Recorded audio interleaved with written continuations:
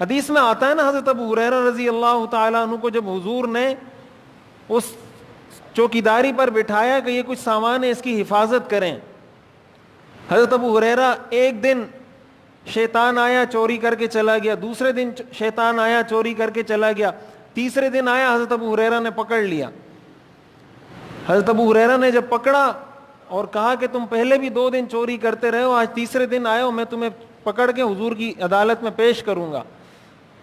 تو شیطان نے اس کو کہا، حضرت ابو ہریرہ کو کہا کہ میں شیطان ہوں، میں شیطان ہوں، اور تمہیں ایک طریقہ بتاتا ہوں، اگر تم یہ چاہتے ہو کہ اس سے میں چوری نہ کروں تو اس کا طریقہ یہ کہ آیت الکرسی پڑھ لیا کرو، تو میرا بس نہیں چلے گا تمہاری اس چیز پر۔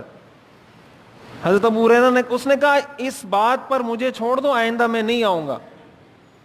حضرت ابو ہریرہ نے یہ سنا، چھوڑ دیا شیطان کو۔ صبح جب آیا حضور علیہ الصلوۃ والسلام نے کہا ابو ہریرہ رات کو تمہارے ساتھ کیا ہوا تھا؟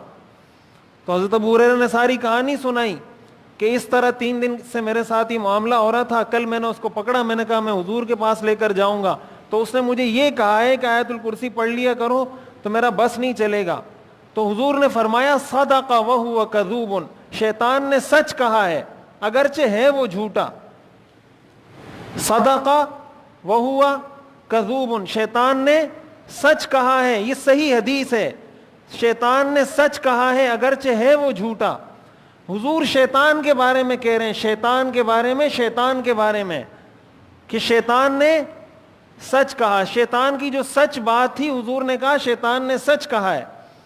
یہ ساتھ آپ نے فرمایا ہے وہ جھوٹا، ہے شیطان جھوٹا، لیکن یہ جو اس نے بات کی ہے یہ سچ کی ہے۔ تو حضور علیہ الصلوۃ والسلام نے تو ہمیں یہ سکھایا کہ اگر شیطان بھی صحیح کام کرے نا، شیطان اس کو بھی کہو کہ یہ شیطان ہے لیکن یہ کام اس نے صحیح کیا ہے، انسان تو پھر انسان ہوتا ہے۔